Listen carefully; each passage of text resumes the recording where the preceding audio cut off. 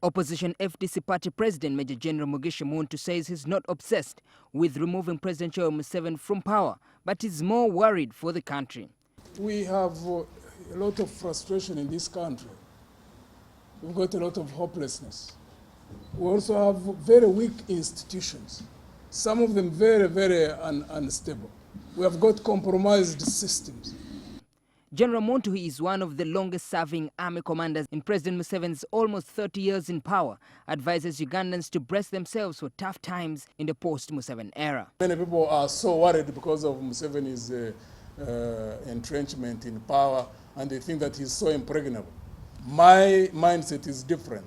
I see him as very, very vulnerable. In fact, most of the things that we are preparing for, working for, is how to manage the post-Museveni environment.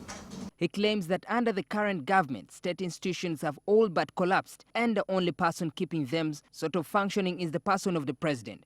This leaves the institutions vulnerable once the regime is out of power. President Museveni's former bush war comrade for 5 years, General Mugisha Muntu, cites corruption and interference in government institutions, which renders them inefficient. The way they're interfering with the institutions, interfering with parliament, interfering with the judiciary, interfering with security services, the army, the police, intelligence services. That's what creates vulnerability in the country. He urges Ugandans to focus on building a stronger foundation for their political parties to maintain institutional independence in future.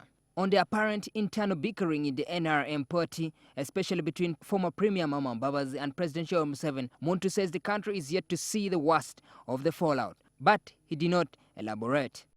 So democracy is an outlet for people to express themselves. Once you bottle it up, that's exactly what is going to happen. You haven't seen the worst yet. I see a lot of people excited about this current situation. You haven't seen the worst. Meanwhile, as the 2016 general elections draw nearer, FDC is scheduled to convene its National Council meeting this month to reflect on the party's achievement and challenges in the past 2 years since Muntu's acrimonious election in November 2012.